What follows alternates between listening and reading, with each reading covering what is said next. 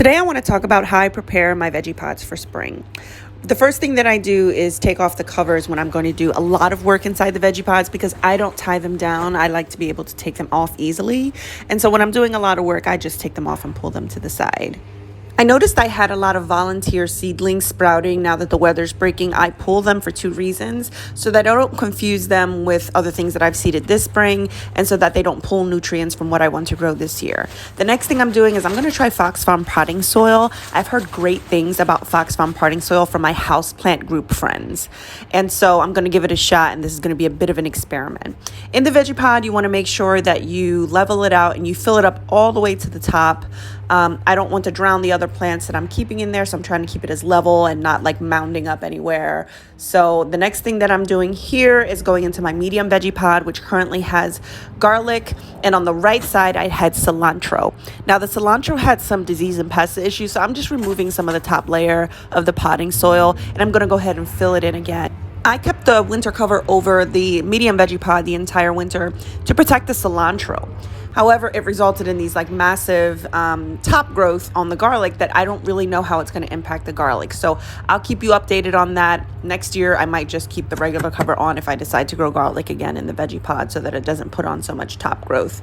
Now here you see me sort of breaking up some of the compacted potting soil in the veggie pod. I mean, it's still fluffy, as you can see, and pliable and all that. So it's not like you have an issue with that, but I like to break it up so that I can, reintroduce some air into the soil. And when I also introduce new potting soil to top it up and make it level, I also incorporate that potting soil into the old potting soil to make sure that I have some level of aeration in there and to just reintroduce some nutrients that are in the Fox Farm as well.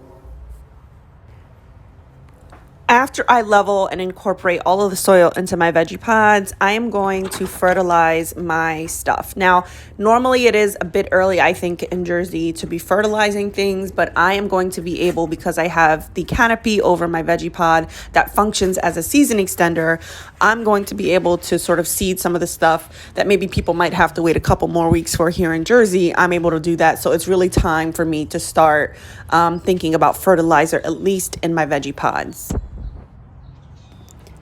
So I'm starting off my veggie pod with organic Espoma Biotone starter fertilizer, just to give my carrots and some of the other crops that I have in there a good start. The next thing that I'm doing is applying bone meal to the onions, leeks, and garlic in my beds, because even though it's probably a little early in most situations to be doing that, I really have not fertilized much over the winter at all, and which is like normal. People sometimes don't fertilize over the winter. That's fine. But mine are really starting to put on growth because they're under these protected canopies that create sort of a microclimate.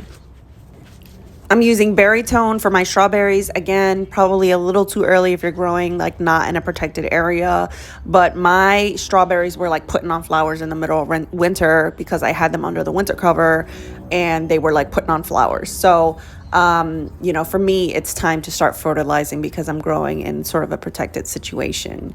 So that is all. If you have any questions, let me know in the comments. Thanks for watching. Bye.